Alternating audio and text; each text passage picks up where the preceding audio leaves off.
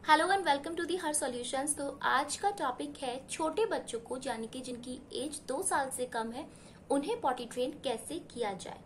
Potty training होती क्या है? पॉटी ट्रेनिंग मेनली होती है कि आपका जो बच्चा है उसे ये पता है कि कब उसे सुसु आ रही है, कब उसे पॉटी आ रही है, या आपका बच्चा आपको अपने वर्ड्स के टूटे फूटे ही वर्ड्स के थ्रू या फिर कोई साइंस वो आपको ऐसे दे जिससे आपको ये पता चल सके कि अब इसको सुसु जाना है या अब इसे पॉटी जाना है, या फिर वो आपकी हेल्प के साथ पॉटी सीट को इजीली कंफर्टेबली यूज कर पाता है। ये भी आपकी पॉटी ट्रेनिंग के अंदर ही लाई करता है। या फिर वो एक फुल्ली पॉटी ट्रेन्ड बच्चा है जो बिना आपकी हेल्प के भी टॉयलेट सीट या पॉटी सीट यूज कर लेता है। तो ये सब आते हैं पॉटी ट्रेनिंग के अंडर। अब पॉटी ट्रेनिंग जो होती है वो दो टाइप की होती है, number 1 partial and number 2 fully. Partial potty training की बात करें तो इसमें बच्चा अपनी पॉटी सीट पर ही पॉटी भी करता है, सुसु भी करता है। उससे पहले आपको इंडिकेशन भी देता है, कई बार बच्चा वर्ड्स में भी बता देता है, लेकिन उसको आपकी हेल्प की जरूरत होती है अपनी पॉटी सीट तक जाने में, उससे उतरने में, क्लीनिंग करने में और कई बार एनकरेज करने में भी। फुल्ली पॉटी ट्रेनिंग की बात करें तो वो बच्चा तभी हो पाता है जब उसकी एज जो है 2.5 से 3 साल के बीच या इससे ज्यादा हो, जिसमें बच्चा एकदम इंडिपेंडेंटली पॉटी सीट या टॉयलेट सीट यूज कर सकता है। उसे किसी भी एल्डर इंस्ट्रक्शन की जरूरत नहीं होती। यहाँ अगर मैं बात करूँ तो मेरा बेटा नीव 16 महीने 12 दिन का हो चुका है, तो वो अभी पार्शियल पॉटी ट्रेन है। अगर मैं नीव की बात करूँ तो वो वर्ड्स के थ्रू हमें बता देता है कि उसे कब पॉटी जाना है, कब उसे सुसु जाना है। प्लस उसको अपनी पॉटी सीट की भी पहचान है कि अगर मुझे पॉटी आई है या मुझे सुसु आया है तो मुझे सिर्फ वही एक जगह है जहां पर मुझे अपने आप को रिलीव करना है। तीसरी चीज क्या है कि वो क्लीनलीनेस का भी ध्यान रखता है, क्योंकि हमने उसको स्टार्टिंग से ही ये चीजें सिखाई है। बहुत सारी पीडियाट्रिक स्टडीज कहती हैं कि एक प्रॉपर एज जो बच्चे की होती है जिसमें आप उसे पॉटी ट्रेन कर सकते हैं, वो आपके इंस्ट्रक्शंस को समझ सकता है और अपनी प्रॉब्लम आपसे कह सकता है, वो एज होती है 2 साल से 5 साल के बीच। उस एज में क्योंकि बच्चा आपसे अच्छे से कम्युनिकेट कर पाता है तो कई बार पॉटी ट्रेनिंग बहुत इजी हो जाती है। अपने केस में मैं अगर बात करूं तो मैंने नीव को पॉटी ट्रेनिंग स्टार्ट की थी 7th मंथ से, जब वो 7 महीने का था। तो बहुत हद तक जब वो 10 महीने का था काफी हद तक उसे अपनी पॉटी सीट की पहचान हो गई थी। बट क्योंकि उस एज क्राइटेरिया को अगर हम देखें तो उस एज तक बच्चे का जो सुसु है, जो पॉटी है, वो इतनी रेगुलर नहीं है। पॉटी कई बार रेगुलर हो भी जाती है कि बच्चे को वंस अ डे ही जानी है। कई बार ऐसा भी होता है कि बच्चे 2 या 2 से 3 बार भी पॉटी जाते हैं, लेकिन उस टाइम पर अगर आप पी काउंट की बात करें तो वो इतना रेगुलर नहीं होता है। कई बार अगर गर्मी का मौसम है तो बच्चे कम पी करते हैं, लेकिन अगर वहीं विंटर का मौसम है तो उस एज में बच्चे बहुत ही फ्रीक्वेंटली यूरिनेट करते हैं। अब मैं आपको बताऊंगी कुछ ऐसी बातें जो जब भी आप बच्चे की पॉटी ट्रेनिंग स्टार्ट करें तो उस वक्त आपको अपने ध्यान में रखनी है, और कुछ बातें आपको बच्चे के साथ यूज करनी है और कुछ बातें आपको बिल्कुल भी नहीं करनी है। So let's get started. सबसे पहली चीज जो आपको ध्यान में रखनी है, आपको ये पता करना है, इज योर चाइल्ड रेडी। अगर आपका बच्चा जो है रेडी ही नहीं है पॉटी ट्रेनिंग के लिए तो बहुत मुश्किल होने वाली है आपके लिए भी, और बच्चे के लिए भी ये पूरा जो प्रोसेस है बहुत ही स्ट्रेस्ड होने वाला है। तो सबसे पहले आपको यही ध्यान रखना है कि आपका बच्चा पूरी तरह तैयार भी है या नहीं। तो इसमें आपको कैसे ये पता चलेगा? कई बार होता है कि बच्चे क्या करते हैं, अगर उन्हें पी आई है या उनको पुप आया है तो अपने प्राइवेट पार्ट की तरफ या अपने डायपर की तरफ इशारा करने लगते हैं। नीव के केस में यही था, वो अपने डायपर को फिंगर से पॉइंट करने लगता था जब भी उसको सुसु या पॉटी आती थी। दूसरा साइन है कि जब कभी आप वॉशरूम जा रहे हैं, आप बच्चे को बोल कर जाएं कि मैं पॉटी जा रही हूँ या मम्मा अभी लू जा रही हैं या वॉशरूम जा रही हैं, उसे वो पूरा प्रोसेस कई बार समझाएं तो कई बार बच्चा आपकी उन बातों में इंटरेस्ट लेने लगता है और वो आपकी उन बातों को रिपीट करने की कोशिश भी करता है। अगर बच्चा ऐसा कर रहा है तो ये भी एक साइन है कि आपका बच्चा पॉटी ट्रेनिंग के लिए धीरे धीरे तैयार हो रहा है। तीसरा साइन है कि अगर बच्चा कभी भी सुसु के टाइम पे या पॉटी के टाइम पे अपने आप अपनी जो पॉटी जो उसकी पैंट्स हैं या उसकी जो डायपर्स हैं उनको नीचे की तरफ पुल कर रहा है, यानी कि निकालने की कोशिश कर रहा है, जो कि थोड़े बड़े बच्चों में होता है, साल भर से ज्यादा के बच्चों में देखने को मिलता है क्योंकि वो खड़ा हो पाते हैं। तो ये भी एक साइन है कि आपका बच्चा पॉटी ट्रेनिंग के लिए अभी रेडी हो रहा है। या फिर आपके बच्चे जो हैं कभी भी सुसु करते हुए, स्पेशली पॉटी करते हुए बहुत ही शांत हो जाते हैं, उनके फेस के एक्सप्रेशन बिल्कुल चेंज हो जाते हैं, ऐसा लगता है कि वो कुछ कर रहे हैं, उनके फेस से देखकर आप पता लगा सकते हैं। या फिर वो सुसु करते हुए मोस्टली किसी भी जगह पर छुपने की कोशिश करते हैं। तो ये भी एक साइन है कि अब बच्चे को सामने किसी के पी या पूप करने में थोड़ा सा फील होने लगा है और अब वो पॉटी ट्रेनिंग के लिए रेडी है। दूसरी जो बात है वो आपको बिल्कुल भी नहीं करनी है, दैट इज कभी भी आप अपने बच्चे को फोर्स ना करें पॉटी ट्रेनिंग के लिए, ये क्योंकि बहुत ही स्ट्रेसफुल प्रोसेस है बच्चे के लिए भी। तो इसीलिए जब भी बच्चे का मूड पूरा फ्रेश हो, जब आप उसके कई सारे साइंस ऐसे देख रहे हैं कि वो रेडी है, तभी उस पर ये प्रोसेस आप स्टार्ट करें, कभी भी फोर्सफुल्ली इस प्रोसेस को इनिशिएट ना करें। तीसरी जो चीज है वो ये कि आपको ये ध्यान रखना है कि कभी भी बच्चे का कोई मेजर माइलस्टोन अगर वो अचीव करने की कोशिश कर रहा है, जैसे अगर मैं 6 to 7 मंथ्स की बात करूँ तो कुछ बच्चे उस टाइम बैठना सीख रहे होते हैं, क्रॉल करना सीख रहे होते हैं, उन्होंने तभी सॉलिड की जर्नी अपनी स्टार्ट की होती है, तो कुछ फूड लेने में वो परेशानी कर रहे होते हैं, ठीक से खा नहीं रहे होते, या किसी को टीथिंग की प्रॉब्लम है तो उनको वैसे ही इतना पेन, इतनी इचिंग गम्स में है, उस टाइम पर आप अगर एक नया और स्ट्रेसफुल प्रोसेस इनिशिएट करते हैं तो बिल्कुल हाई चांसेस हैं कि आपको सफलता नहीं मिलेगी। तो ऐसे टाइम पर जब कभी बच्चा अपना कोई मेजर माइलस्टोन अचीव करने जा रहा है, कभी भी पॉटी ट्रेनिंग को स्टार्ट ना करें। तो ये थे पॉइंट्स जो आपको अपने दिमाग में रखने हैं। अब बात करते हैं उन टिप्स की कि मैंने कैसे कैसे नीव की 7th मंथ से स्टार्ट की थी पॉटी ट्रेनिंग। सबसे पहला पॉइंट है टॉक इट आउट, यानी कि जब भी आप बच्चे को, जब पॉटी ट्रेनिंग से पहले डायपर में वो सुसु या पॉटी कर रहा है, उसी टाइम आप बच्चे से बातें करना शुरू करें। जब वो सुसु कर रहा है तो उसे कहें कि oh really baby you are peeing now, you doing सुसु, इट इज कॉल्ड सुसु। जब आपको ऐसी सुसु आती है आप मामा को बोल सकते हैं सुसु। इस तरीके से आपको पॉटी और सुसु से रिलेटेड उससे बातें करनी है उसी टाइम दौरान, ताकि बच्चे को नेक्स्ट टाइम जब भी पूप या पी आती है तो उसके दिमाग में वो जो एसोसिएटेड वर्ड है, जो रजिस्टर हो चुके हैं, वो उन्हें बोलने की भी कोशिश करता है। दूसरी चीज जो आपको ध्यान रखनी है, या दूसरा जो टिप्स है मेरा, वो है buy a comfortable and attractive potty seat and use it regularly. तो पॉटी सीट ऐसी होनी चाहिए जो कुशन्ड हो, ताकि बच्चा अगर उस पर 5 से 10 मिनट भी बैठ रहा है, क्योंकि जब भी आप बच्चे को पॉटी ट्रेन कर रहे होते हैं तो स्पेशली पी के केसेस में, यानी कि सुसु के केसेस में आपको उसको 2 से 3 मिनट बिठाना पड़ सकता है, और पॉटी के केसेस में आपको उसे 5 से 10 मिनट, कई बार 12 से 13 मिनट भी बिठाना पड़ सकता है, क्योंकि उसको अभी उसकी हैबिट नहीं है। तो उसकी जो सीट है वो कुशन्ड हो, कंफर्टेबल हो, प्लस थोड़ी सी अट्रैक्टिव हो, ब्राइट कलर्स हो, या अब इतनी सारी पॉटी सीट्स मार्केट में अवेलेबल हैं जिनमें डायनासोर की सीट्स बनी होती हैं, पांडा की सीट्स बनी होती हैं। आप कोई भी ऐसी सीट चूज कर सकते हैं जिसमें आपके बेबी का इंटरेस्ट हो, सो दैट वो कुछ देर वहां जमकर बैठा रहे। तीसरा जो मेरा पॉइंट है कि अपने बच्चे को अपने साथ सुसु के टाइम पर लेकर जाएं। थोड़ा सा ऑकवर्ड आपको ये लग सकता है, लेकिन क्योंकि बच्चा बहुत छोटा है, आप उसको अगर साथ लेकर जाएंगे, अपनी गोद में बैठाएंगे, अगर आप वेस्टर्न टॉयलेट यूज करते हैं तो भी, या फिर आप बच्चे की जो चेयर वगैरह है उसको वहां रख दीजिए, उसको सामने बिठा दीजिए, थोड़ा अपने ऑब्जर्वेशन में रहेगा, और तब वहां उससे बातें करें कि अब मम्मा पी करने आई है, हम यहाँ पी करते हैं, टॉयलेट सीट यूज करते हैं।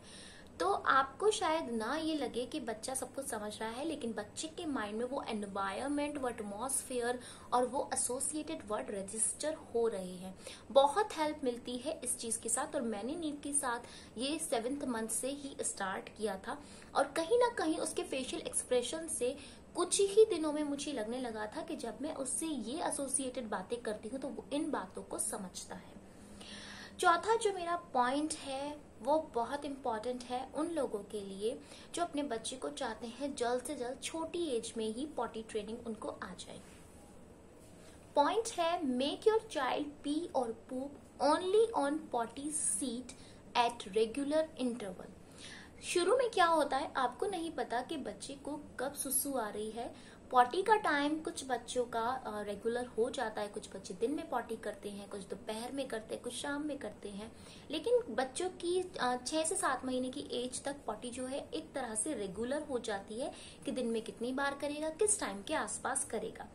तो पॉटी के लिए आप यही कोशिश कीजिए कि अभी फिलहाल क्योंकि आप स्टार्ट कर रहे हैं, तो जिस टाइम पे आपका बच्चा अभी पॉटी कर रहा है उसी के टाइम के आसपास थोड़ा सा पहले 5 से 7 मिनट पहले आप बच्चे को हल्का सा गुनगुना पानी पिला दीजिए, क्योंकि बच्चा बहुत छोटा है।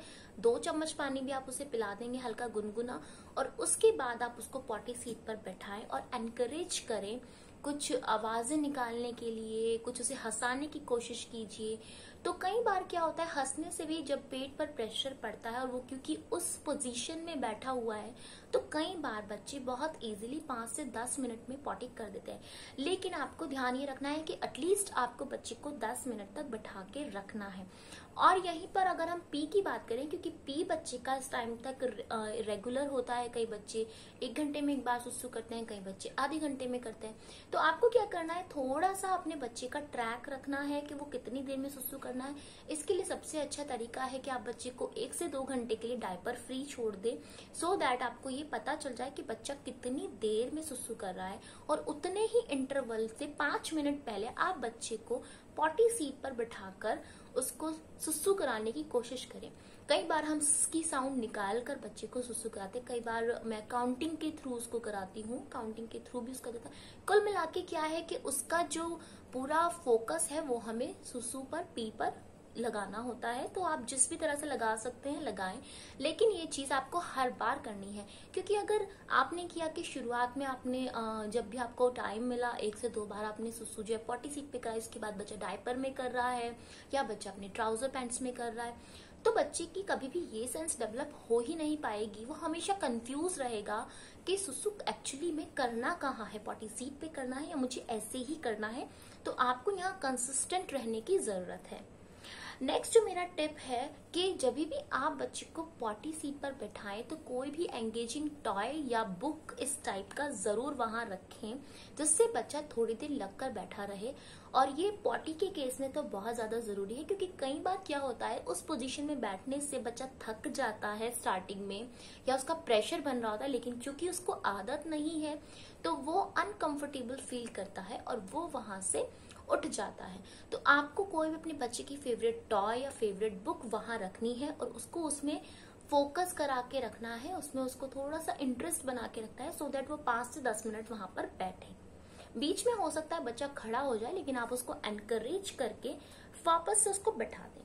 लास्ट जो मेरा पॉइंट है that is very important, appreciate on little achievement. मैं हर बार आपसे कहती हूँ कि अगर आप कोई चीज पूरे दिन में बच्चे के साथ 10 बार ट्राई कर रहे हैं, लेकिन बच्चे ने 1 बार भी अगर वो की, तो अगर आप उसको बहुत सारे हग्स, किसेस, कडल्स या कोई छोटा मोटा सा टैडी या कोई भी छोटी सी एप्रिसिएशन, कोई भी उसके लिए सॉन्ग गा दिया, पोएम गा दी, क्लैप कर दिया, ये बच्चे को बहुत ज्यादा मोटिवेट करते हैं। तो अगर बच्चे ने 10 में से 1 या 2 बार भी पॉटी सीट पर सुसु या पूप किया है, तो आपको उसे अप्रिशिएट जरूर करना है, क्योंकि बच्चे जो है अपने माँ बाप के फेस पर वो जो अप्रिसिएशन वाली खुशी देखते हैं, उससे उनको बहुत एनकरेजमेंट मिलती है और दोबारा वो उस काम को करने की कोशिश करते हैं। तो ये थे मेरे टिप्स जो मैंने फॉलो किए थे नीव के साथ 7th मंथ से। अगर मैं नीव की बात करूं तो वो 9 से 10 मंथ के बीच इतना ट्रेंड हो चुका था कि वो जब भी उसको सुसु आती थी तो वो पूरा परेशान हो जाता था। सुसु उसको बोलना आ गया था 10 मंथ के अराउंड ही, तब तक वो 10 का हुआ भी नहीं था, बट पॉटी उसको अभी कुछ ही महीने पहले आई है बोलनी। तो तब वो छू छू करता था और अपनी पॉटी सीट को सर्च करता था, क्योंकि वो क्रॉल करता था तो वो इधर उधर नजरें दौड़ाता था कि उसकी पॉटी सीट कहाँ है, क्योंकि अब उसे पॉटी सीट पर सुसु करना है। पॉटी की बात करें तो पॉटी उसको बोलना आया जब वो 14 मंथ का हो गया, तब वो पूरा अच्छे से पॉटी बोलना सीख गया था। तो अगर अभी की करंट की बात करूं मैं, तो करंट की बात यह है क्योंकि नीव अच्छे से अब अपने पैरों से चलता है, तो अब मुझे उसे बताने की जरूरत नहीं होती। कई बार वो कोशिश ये भी करता है कि बिना पैंट उतारे, क्योंकि पैंट अभी वो पुल डाउन नहीं कर पाता है, कई बार कोशिश करता है बट नहीं हो पाती क्योंकि अभी वो बहुत छोटा है। तो जब भी उसको सुसु आती है, अगर पॉटी सीट उसके आसपास है या वो बेड पर नहीं बैठा है, वो नीचे फ्लोर पर है, तो वो अपने आप से जाकर पॉटी सीट पर बैठ जाता है और मुझे बोलता है कि सुसु आई या पॉटी आई, जो भी उसको आया। लेकिन उसको इतना पता है कि अगर मुझे पी या पूप करना है तो मुझे पॉटी सीट पर ही जाकर बैठना है। तो अभी पार्शियल पॉटी ट्रेनिंग नीव की है, तो इसमें मुझे उसको हेल्प करनी पड़ती है क्योंकि मुझे उसकी पैंट या शॉर्ट्स जो भी उसने पहने हैं वो उतारने पड़ते हैं।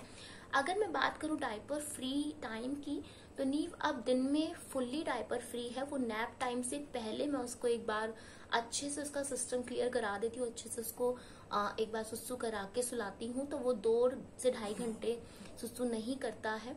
रात की अगर बात करती हूँ, क्योंकि रात अभी बहुत लंबी है और अभी थोड़ी थोड़ी विंटर्स भी आ गई हैं, तो अभी वो रात में 1 से 2 बार पी करता है, तो उसके लिए अभी मैं उसको डायपर फ्री नहीं रखती हूँ। क्योंकि सर्दियों में कई बार ये होता है कि अगर मेरी आंख लगी हुई है, मुझे नहीं पता चला, तो सर्दियों में बच्चों को गीले होने से सर्दी चढ़ने के चांसेस भी रहते हैं और बच्चा नींद में इतना ज्यादा रहता है क्योंकि अभी वो इतना बड़ा नहीं है। तो अभी मैं सोच रही हूँ कि 2 साल या 2.5 साल का होने तक उसको कम से कम रात में तो डायपर फ्री मैं अभी नहीं टाइम दूं। अब मैं बात करती हूँ कुछ ऐसे पॉइंट्स की जो आपको बहुत ज्यादा ध्यान में रखना है और एक अच्छी हैबिट कल्टीवेट करने में हेल्पफुल रहते हैं। जब भी आप बच्चे को पॉटी सीट पर बैठाएं, मेक श्योर आप उसमें 2 आदतें जरूर डालें। पहली चीज, आप उसकी कोई भी कॉटन का क्लोथ ले लें क्लीन, या फिर कोई वाइप ले लें। जब भी आप उसको बैठाएं, उसको ऊपर का जो पार्ट है उसको वाइप करें और तब बैठाएं। उससे बच्चे की एक आदत डेवलप होगी कि जब भी उसको कहीं टॉयलेट यूज करना है, वो पब्लिकली भी टॉयलेट यूज कर रहा है, क्योंकि पब्लिक टॉयलेट इतने क्लीन नहीं रहते, हाइजीनिक नहीं रहते, तो वो उनको हमेशा वाइप करके बैठे। दूसरी चीज, जब भी बच्चा पी या पूप करके उठे, आप उसके हाथ पानी से धुलवाने की कोशिश करें, तो एक उसकी ये भी हैबिट डेवलप होगी कि जब भी मुझे टॉयलेट या पॉटी यूज करनी है उस टाइम पर मुझे हैंड वॉश करने हैं। तो ये 2 आदतें जो है वो अभी से आप कल्टीवेट करेंगे तो बाद में आपको दिक्कत नहीं आएगी बच्चे को सिखाने में। ये थे मेरे पॉइंट्स, ये थी मेरे टिप्स, या मैं कहूँ मेरे एक्सपीरियंस किए हुए मेथड्स जो मैंने अपने बेबी के साथ किए। आप इनको ट्राई कीजिए और देखिए कि आपका जो छोटा बेबी है वो कब से पॉटी ट्रेन स्टार्ट कर सकता है। सबसे पहले आपको उसके साइंस चेक करने हैं, और अगर नहीं भी वो साइन दे रहा है तो आप अपने हिसाब से 2 या 3 दिन ट्राई करके देख सकते हैं।